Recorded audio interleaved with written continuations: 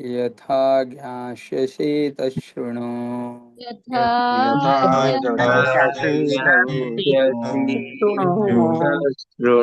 ज्ञानं तेऽहं सविज्ञानम् ज्ञानं ज्ञानं तेहं तेहं सविज्ञानम् इदं वक्ष्यामि अशेषतः। इदं इदं वक्ष्यामि यज्ञात्वा नेह भूयोऽन्यत्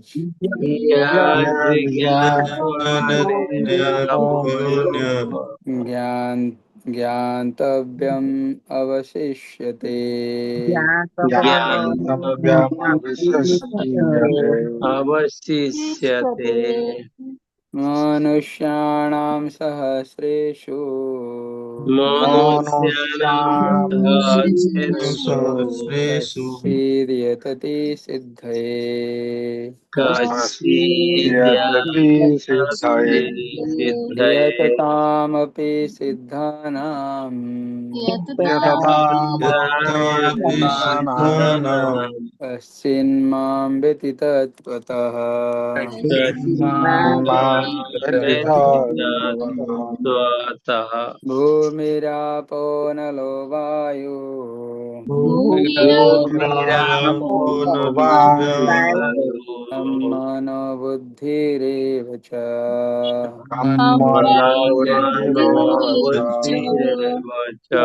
अहंकार इति यं मे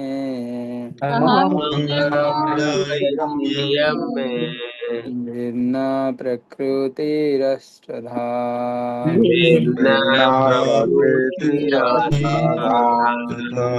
अपरेयम् इतस्त्वन्याम् अपरियमितस्त्वन्याम् प्रकृतिं विधि मे पराम्। प्रकृतिं मे पराम्। जीवभूतां महाबाहो जीवभूतमहाभावो य इदं धारयते जगत्। यदं धारयते जगत्। एतद्योनिनि भूतानि एतद्योनीनि भूतानि सर्वाणीत्युपधारय। सर्वाणीति उपधारय। अहं कृत्स्नस्य जगतः अहं कृष्णस्य जगतः प्रभवः प्रलयस्तथा। प्रलयस्तथा। मत्तः परतरं नान्यत् मत्तः परतरं नान्यत् किञ्चित् अस्ति धनञ्जय। किञ्चिदस्ति धनञ्जय। मयि सर्वमिदं प्रोतम् मयि सर्वमिदं प्रोतम् सूत्रे मणिगणा इव। सूत्रं सूत्रे सूत्रमणिगणा मणिगणा रसोऽहम् अप्सु कौन्तेय रसोऽहमप्सु कौन्तेयः प्रभास्मि शशिसूर्ययोः।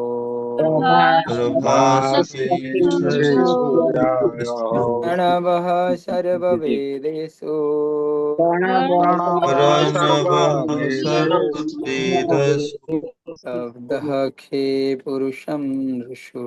शब्दः शब्दः खे खे पुरुषं पुरुषं पुण्यो गन्धपृथिव्यां च पुण्यागन्धपृथिव्यां च तेजश्चास्मि विभावशो। तेजस्यास्मि विभवसु जीवनं सर्वभूतेषु जीवनं सर्वभूतेषु सर्वभूतेषु तपस्यास्मि तपस्विषु।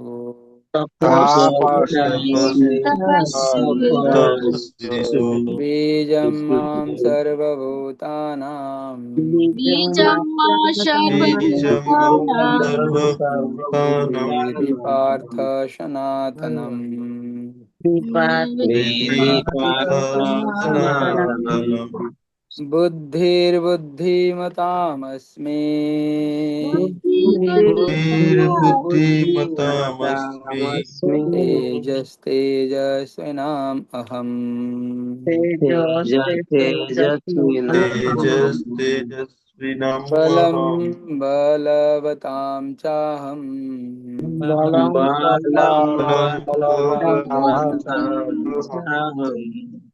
कामरागविवर्जितम्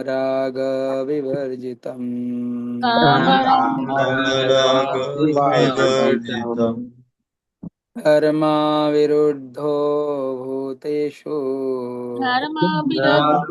धर्माविरुद्धो भूतेषु कामोऽस्मि भरतर्षभ कामोऽस्मि कामोऽस्मि भरतर्षभ ये परमासर्वा चैव सात्विका भावा ये चैव ये च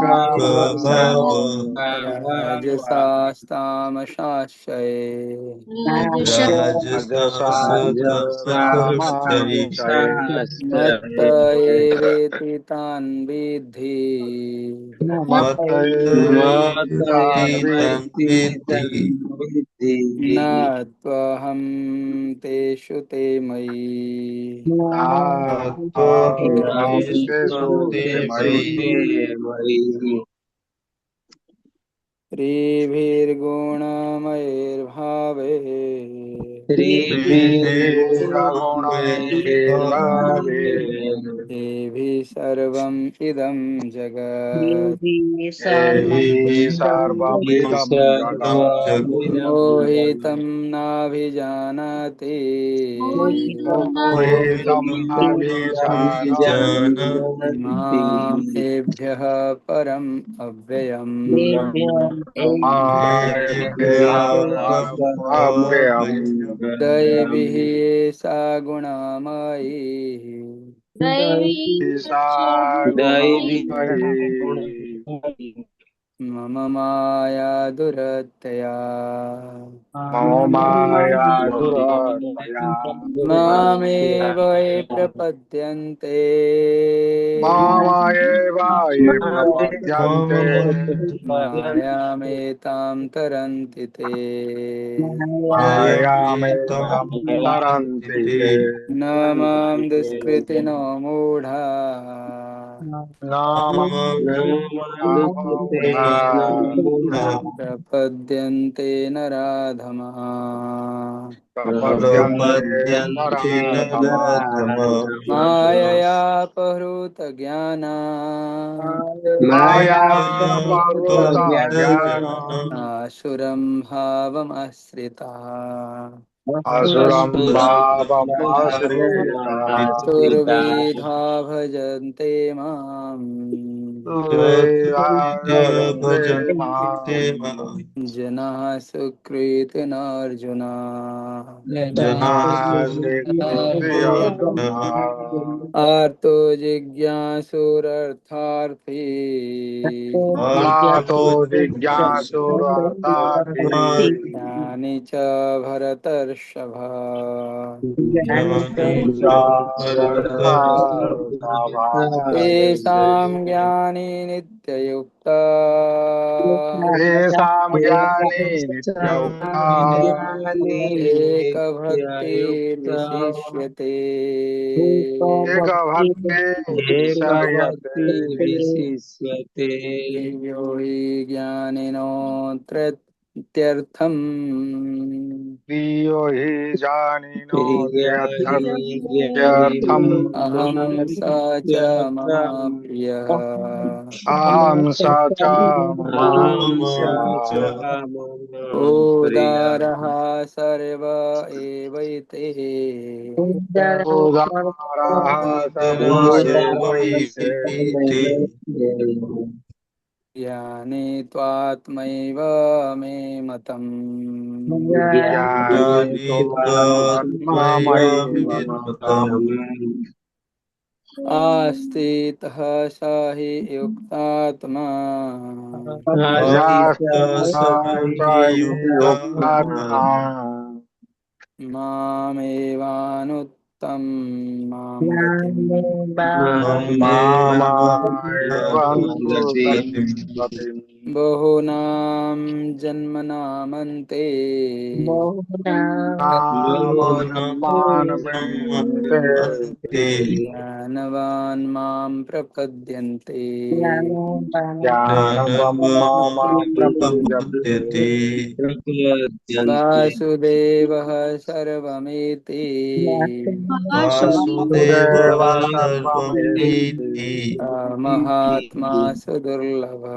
महात्मा महात्मा सुदुर्लभः सुदुर्लभः कामैस्त कामैस्तैर्हृतज्ञानः कामैस्तैस्तैर्हृतज्ञानः प्रपद्यन्ते अन्यदेवतः प्रपद्यन्ते अन्यदेवतः प्रपद्यन्तेऽन्यदेवतः अन्तं नियमम् आस्थाय तं प्रपद्यन्ते नियममास्थाय नियमास्थाय प्रकृत्या नियतः स्वया कृतान्यथा प्रकृत्यतः स्वया हरे स्वेन कृष्ण हरे कृष्ण हरे हरे कृष्णा हरे कृष्ण हरे कृष्णा कृष्ण कृष्ण कृष्ण हरे हरे कृष्णा कृष्णा कृष्ण हरे कृष्ण हरे हरे हरे हरे राम हरे हरे राम राम हरे हरे राम राम राम राम हरे हरे राम राम राम राम हरे हरे हरे हरे। हरे कृष्णा। तो हम लोग आज श्रीमद् भगवद गीता यथारूप से पढ़ेंगे। श्लोक संख्या 47 है। 37। ओके।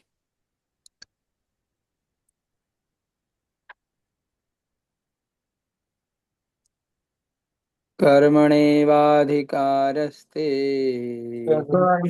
कर्मणि मा फलेषु कदाचन मा फलेषु फले कदाचन कदाचन मा कर्मफलहेतुर्भुः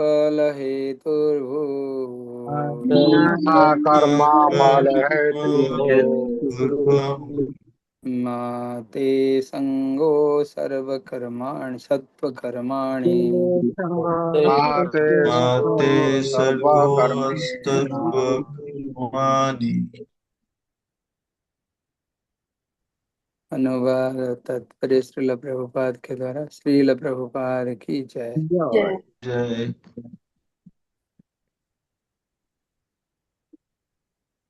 कर्माणि कर्म करने में एव निश्चय ही अधिकार अधिकार ते तुम्हारा माँ कभी नहीं फलेषु कर्म फलों में कदाचन कदापि माँ कभी नहीं कर्म फल कर्म का फल हेतु कारण भू हो माँ कभी नहीं ते तुम्हारी संग आसक्ति अस्तु हो अकर्मणि अस्तु अकर्मणि कर्म ना करने में संगो अस्तु अकर्मणि। अनुवाद। तुम्हें अपना कर्म कर्तव्य करने का अधिकार है किंतु कर्म के फलों के तुम अधिकारी नहीं हो। तुम ना तो कभी अपने आप को अपने कर्मों के फलों का कारण मानो ना ही कर्म ना करने में कभी आसक्त हो। तात्पर्य। यहाँ पर तीन विचारणीय बातें हैं। कर्म, स्वधर्म, विकर्म तथा अकर्म। कर्म स्वधर्म वो कार्य है जिनका आदेश प्रकृति के गुणों के रूप में प्राप्त किया जाता है। अधिकारी की सम्मति के बिना किए गए कर्म विकर्म कहलाते हैं। और अकर्म का अर्थ है अपने कर्मों को ना करना। श्री भगवान ने अर्जुन को उपदेश दिया कि वह निष्क्रिय ना हो, अपितु फल के प्रति आसक्त हुए बिना अपना कर्म करे। कर्म फल के प्रति आसक्त रहने वाला भी कर्म का कारण है। इस तरह वो ऐसे कर्म फलों का भोक्ता होता है। जहां तक निर्धारित कर्मों का संबंध है, वे तीन उपश्रेणियों के हो सकते हैं, यथा नित्य कर्म, आपातकालीन कर्म तथा इच्छित कर्म। नित्य कर्म फल की इच्छा बिना शास्त्रों के निर्देशानुसार सतोगुण में रहकर किए जाते हैं। फल युक्त कर्म बंधन के कारण बनते हैं, अतः ऐसे कर्म अशुभ है। हर व्यक्ति को अपने कर्म पर अधिकार है, किंतु उसे फल से अनासक्त होकर कर्म करना चाहिए। ऐसे निष्काम कर्म निसंदेह मुक्ति पथ की ओर ले जाने वाले हैं। अतएव श्री भगवान ने अर्जुन को फलासक्ति से रहित होकर कर्म स्वधर्म के रूप में युद्ध करने की आज्ञा दी। उसका युद्ध विमुख होना आसक्ति का दूसरा पहलू है। ऐसी आसक्ति से कभी मुक्ति पथ की प्राप्ति नहीं हो पाती।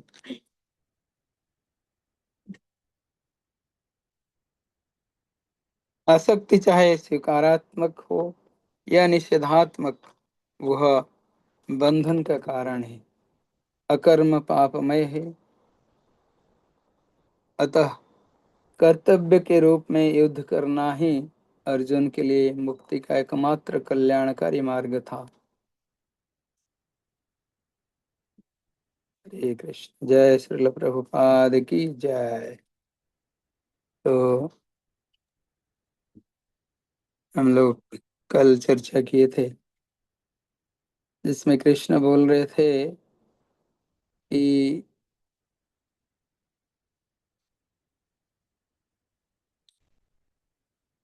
जो वेदों का आंतरिक तात्पर्य है, उसको जो समझ जाता है, तो उसको फिर वेदों में जितने छोटे छोटे चीज बताया गया है, कर्म कांड आदि, उसको करने की आवश्यकता ही नहीं है। तो इसलिए आंतरिक तात्पर्य वेदों का अगर कोई समझ गया, कि वेदों का आंतरिक तात्पर्य हम कल चर्चा किए थे क्या है, नहीं, वेदैश्च सर्वैर अहमेव वेद्यो, इसको आगे कृष्ण बोलेंगे। तो कृष्ण इसलिए बोले वेदों का आंतरिक तात्पर्य को समझ गया, वो ये सब छोटे छोटे चीजों को करने की आवश्यकता नहीं है, क्योंकि वो सुपर सेट में आ गया सब कुछ। तो इसलिए बोले कि कृष्ण एक उदाहरण दे करके बोले, जैसे एक तालाब है, जलाश्रय है, बहुत बड़ा जलाश्रय है, वो समस्त छोटे छोटे कुएं का काम कर सकता है। छोटे छोटे कुएं से जितना काम हम कर पाएंगे, वो बहुत बड़ा जलाश्रय में हो सकता है। तो इसलिए छोटे कुएं की आवश्यकता, कोई छोटे कुएं को पूछेगा नहीं। इसलिए हम लोगों को अगर हम लोग अगर वेदों के आंतरिक प्रयोजन को समझ जाए, आंतरिक तात्पर्य को समझ जाए, तो फिर हमको ये कर्मकांड आदि इसके पीछे कभी हम भागेंगे नहीं। तो इसको आगे फिर कृष्ण बोल रहे हैं। बोले अच्छा ठीक है, बोले ये तो ठीक है, वेदों का आंतरिक तात्पर्य है क्या? तो उसको समझाने के लिए कृष्ण बोले, अभी हम लोग जिस स्थिति में हैं, हम लोगों को कर्म करना होगा। मनुष्य को शरीर प्राप्त हुआ है, या फिर कोई भी जीवात्मा है, उसको शरीर प्राप्त हुआ है, और जितने मनुष्य को छोड़ करके जितने बाकी पशु पक्षी हुए, वो केवल अपने किसके लिए काम करते हैं? आहार निद्रा भय मैथुन, ये चार चीज के लिए करते हैं काम। क्या? वही खाना पीना, खाना संग्रह करना, सोना, मैथुन करना, बच्चा पैदा करना, और भय में रहना, अपना रक्षा करना, नहीं। तो यही सब करते रहते हैं सारे जीव जंतु पशु पक्षी, तो हम मनुष्य हो करके क्या कर सकते हैं एक्स्ट्रा? क्या ही खाने पीने के पीछे लगे रहें या कुछ और करना है हम? नहीं। तो इसी को समझाने के लिए बोल रहे हैं, मनुष्य ऐसे बुद्धिमान है, ऐसे उसको बुद्धि दिया गया है, ऐसे उसका जो चेतना है, थोड़ा उन्नत चेतना है मनुष्य का। उन्नत चेतना होने के कारण वो समझ सकता है, सोच सकता है। तो इसलिए कर्म का जो डेफिनेशन है, ये मनुष्य के लिए ही है, बाकी लोगों के लिए नहीं है।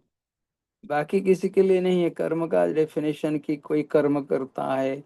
हम ऐसे नहीं बोल सकते हैं कि जो कुत्ता है वो कर्म करता है, अपना कर्म नहीं करता है वो।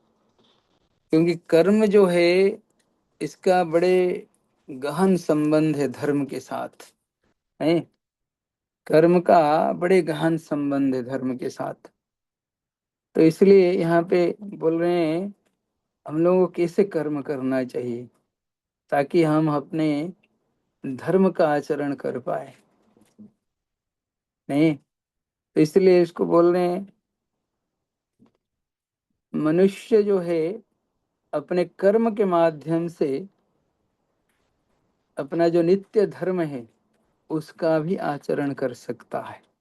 तो यहीं से कृष्ण शुरू कर रहे हैं, बोल रहे यही एक्चुअली जो वेदों का तात्पर्य, सारे वेदों का तात्पर्य को समझता है वो, क्योंकि वो मनुष्य शरीर में ही केवल हम वेदों का तात्पर्य समझ सकते हैं और कोई शरीर में नहीं समझ सकते।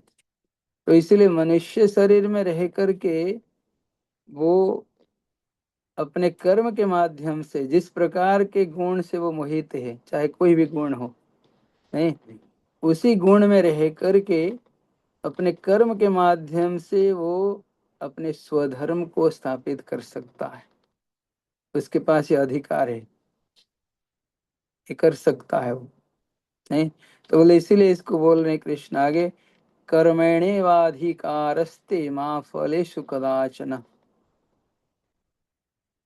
कदाचन शब्द का अर्थ यहाँ बोले कदापि, माँ मतलब नहीं, तो कभी भी नहीं, किस चीज कभी भी नहीं बोलने, बोले माँ फलेषु कदाचन, बोलते कर्म के फलों में कभी हमारी आसक्ति नहीं होनी चाहिए। ये एक्चुअली कर्म का गहरा ये है, तात्पर्य है, नहीं। तो इसलिए बोल रहे हैं माँ फलेषु कदाचन कर्मणेवाधिकारस्ते, बोलते कर्मणि कर्म करने में अधिकार है हमारा, निश्चय ही कर्म करने में अधिकार है, लेकिन कर्म फल में हमारा कोई अधिकार नहीं है।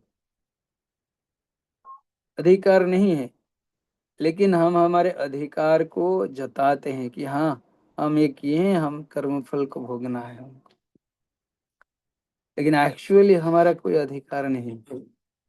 इसको आगे कृष्ण बोलेंगे कि कोई भी चीज है ना इस संसार में, ये तो उन्हीं का है, कृष्ण का ही।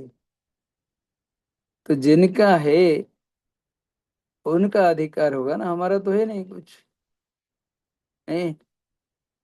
लेकिन हमारे जो कर्म करने का अधिकार कर्म करने का है, हम उसको बदल सकते हैं, जो इच्छा है हम कर सकते हैं। लेकिन उसमें भी जो कर्म का जो प्रक्रियाएं हैं, इसको भी प्रकृति के 3 गुण के माध्यम से कराते हैं कृष्ण। इसको आगे हम लोग पढ़ेंगे तृतीय अध्याय में। लेकिन हम इतना केवल सोच सकते हैं, इतना इच्छा कर सकते हैं कि मुझे ये करना है, लेकिन कर्म फल में क्या आएगा इसमें हमारा अधिकार नहीं है। लेकिन हम पहले कर्म फल के बारे में सोचते हैं, नहीं, हम लोग जितने बद्ध आत्मा हैं, हम तो पहले सोच बैठते हैं कि क्या इसका पीछे क्या होगा, हम जो करने जा रहे हैं, नहीं, हम जेई एग्जाम देने जा रहे हैं या जो कुछ करने जा रहे हैं, नहीं, हम ये करने जा रहे हैं, रिसर्च कर रहे हैं, इसका आगे क्या होगा, फल क्या होगा। जो भी कुछ हम करते हैं, स्पेशली मनुष्यों में तो ज्यादा है, बल्कि पशु पक्षी ज्यादा सोचते नहीं है इसके बारे में। क्यों? क्योंकि उनको तो चिंता वही है, खाना पीना सोना अपना और मैथुन करना, बस हो गया यही। उनका कोई ज्यादा टेंशन नहीं रहता। लेकिन ज्यादातर हम लोग क्यों चिंतित, मनुष्य इसलिए ज्यादा चिंताग्रस्त रहता है। पशु पक्षी कभी चिंताग्रस्त नहीं रहते हैं, उनको कभी हाई बीपी नहीं होता है या शुगर नहीं बढ़ जाता उनका। क्यों? इसलिए नहीं होता है कि उनको कर्म फल की चिंता नहीं। हम लोग ज्यादा चिंतित रहते हैं कर्म फल के लिए, नहीं।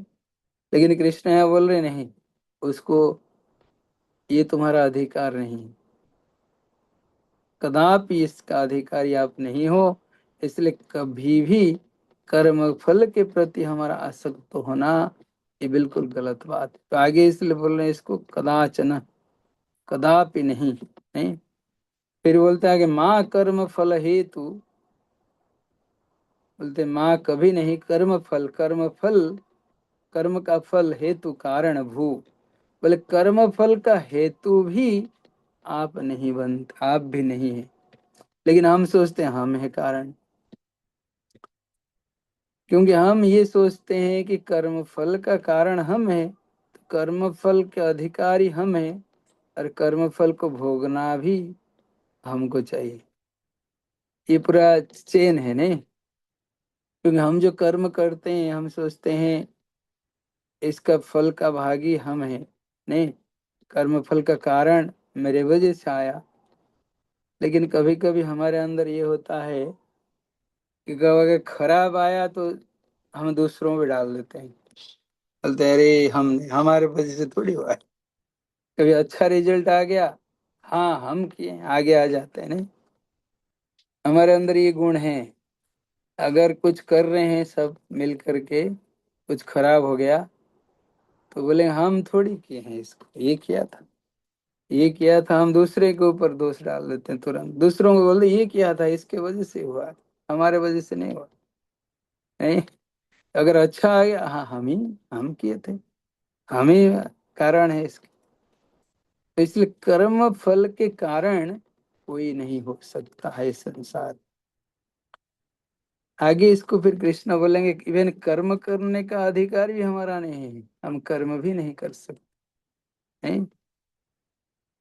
लेकिन अभी बोल रहे हैं ठीक है कर्म करने का अधिकारी बनो, खाली ये तो इच्छा करो, खाली हम ये करेंगे, नहीं। बोले कर्म फले हेतु भू, हाँ बोलते हेतु भू माँ ते संग अस्तु अकर्मणि। हम्म, बोलते हैं इसलिए कर्म फल का, क्योंकि कर्म फल का हम कारण नहीं बन सकते हैं। इसको कृष्ण स्वयं बोलते हैं कि वो सभी कारण के कारण है, सर्व कारण कारण वही है कृष्ण। तो हम कैसे हो सकते हैं किस चीज का? लेकिन इसका ये उल्टा अर्थ नहीं निकालना चाहिए हमको। हमारे साथ कुछ भी हो जाए, अगर खराब हुआ तो बोले हाँ तो कृष्ण की है, हम थोड़ी की, कृष्ण ही कारण है, हैं? ये अच्छा हुआ तो हम तुरंत भागते हैं, हाँ हम ही किए हैं, हमारे वजह से हुआ। अगर सब कुछ अगर छोड़ रहे हो, अगर बुरा चीज को छोड़ रहे हो कृष्ण के ऊपर, तो अच्छाई को भी छोड़ो। नहीं, अच्छाई का मतलब जैसे हमारे साथ कुछ अच्छा हो गया, नहीं, किसी में नंबर वन हो गए, अच्छा रिजल्ट आ गया, अच्छा कुछ हो गया हमारे साथ, अच्छा धन मिल गया, तो ये भी कृष्ण को समर्पित करना चाहिए। बोलना जी ये कृष्ण की वजह से ही हुआ है, मेरा कुछ नहीं, नहीं कृष्ण ही इसके कारण है। बल्कि हमारे जो भक्तगण होते हैं, वैष्णव जन होते हैं, वो तो ये सोचते हैं कि अगर अच्छा हुआ, बोलते हैं कृष्ण ही की है सब कुछ, कृष्ण। अगर खराब होता है बोलते हैं हाँ ये मेरे कारण हुआ है, क्यों मेरा कर्म फल मुझे भोगना पड़ेगा, मैं गलत किया था पिछले जन्म। तो ये भक्तों का स्वभाव है। लेकिन अभक्तों का स्वभाव क्या है?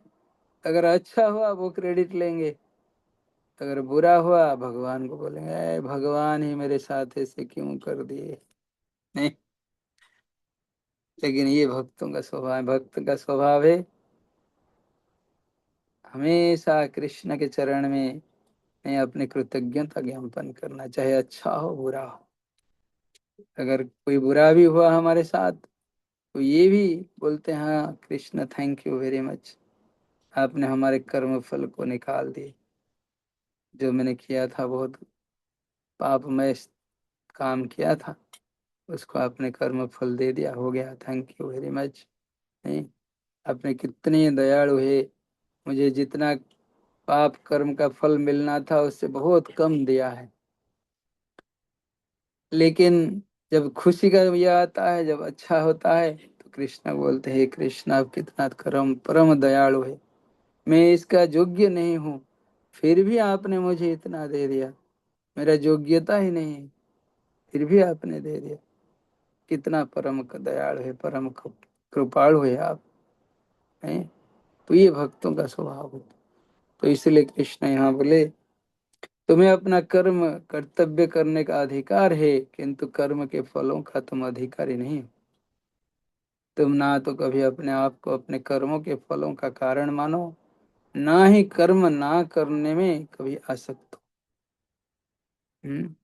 तो इसलिए कर्मों के फलों का कारण भी नहीं, ना कभी कर्म ना करने में कभी आसक्त हो। बोलते नहीं, हम सोचे हम तो कोई फल का भागी नहीं है, कुछ नहीं, तो कर्म क्यों करे, थे चुपचाप बैठ जाए, कर्म करने की आवश्यकता क्या है। लेकिन कृष्ण बोले नहीं, इसमें भी ये आसक्ति ना आए कि नहीं हम कर्म नहीं करेंगे, हमारे गुण के हिसाब से, हमारे अंदर जो गुण है हमारे शारीरिक स्तर पर, उस हिसाब से हम कर्म नहीं करेंगे, ये आसक्ति भी नहीं आना चाहिए, नहीं? तो इसलिए आज यहीं रहेंगे। समय भी हो गया काफी। सभी भक्तों के श्री चरण में दंडवत प्रणाम। जय श्री श्री प्रणाम प्रणाम। श्रीमद् भगवद गीता की जय। जय। श्रील जय। प्रभुपाद की